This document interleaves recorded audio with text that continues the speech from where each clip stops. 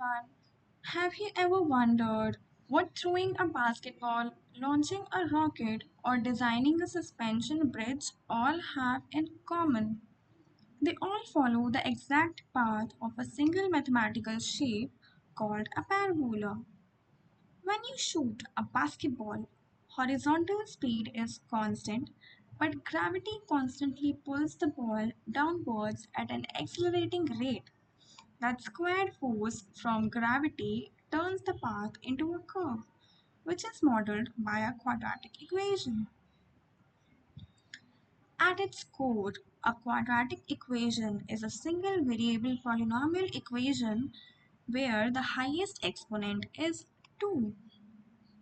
So in its standard form, a quadratic equation is ax squared plus bx plus c equals to 0, where a, b and c are real numbers and a is not equal to 0. Okay, can you tell me what will happen if a is equal to 0? Okay, let me tell you. If a gets 0, then the equation will reduce to bx plus c. And that will be a linear equation, not a quadratic equation. So a should not be equal to 0. Okay, now let me tell you what ax squared is. Ax squared gives a parabola its curved shape. Bx, it shifts the parabola along the grid. And c, it is a constant term. It gives the starting point, or we can also say that it is a y-intercept. Okay, on your screen there are two equations. The first one is 3x squared minus 5x plus 2 equals to 0. And the second is x cubed plus 2x squared minus 4 equals to 0. Can you tell me, is the first one a quadratic equation? Okay, the highest power or the highest exponent of x is 2. So yes, this is a quadratic equation. Let's go to the second equation. Here we have the power 2, but we also have the power 3. So the highest power here is 3 and not 2. So this will be a cubic equation, not a quadratic equation. Next, let's learn how to solve a quadratic equation using factoring method. Okay, solving a quadratic equation means to find the values of x which satisfies this equation. Solving a quadratic equation means we have to find the roots of an equation, or we can also say the zeros of an equation. So let's solve it step by step. The given equation is x squared plus 5x plus 6 is equal to 0. So to solve this, we have to find two numbers whose sum is 5, and when we product those numbers, we get 6. Can you guess those numbers? Yes, those numbers can be 2 and 3. As when we add 2 plus 3, we get 5, and when we multiply 2 into 3, we get 6. So we'll break 5 into 2 and 3.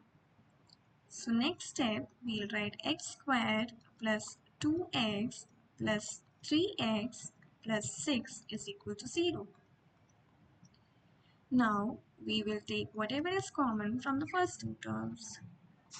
The common thing is x, and write whatever is left in the bracket.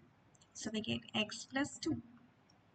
Here the common term is 3, and we get x plus 2 as the remaining term.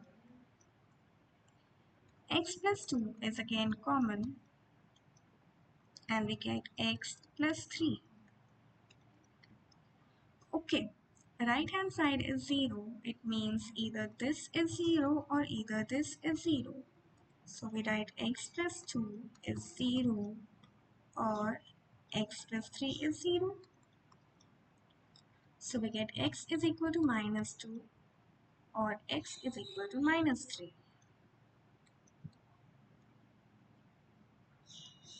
So these are called the solutions of a quadratic equation, or we can say these are the zeros of a quadratic equation. So let's wrap up what we have learned today. We have learned that the standard form of a quadratic equation is ax squared plus bx plus c is equal to 0.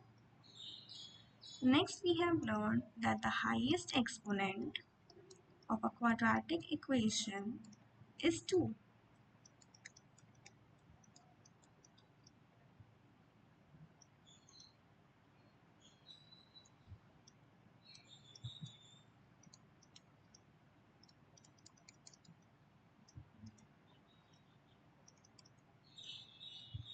And thirdly,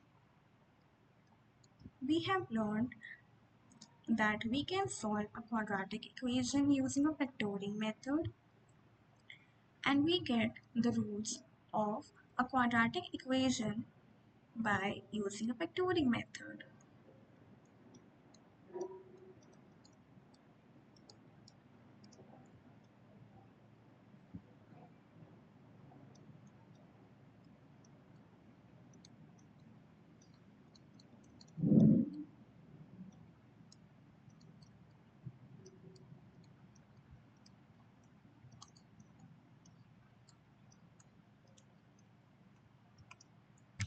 Hope you liked it. Thank you.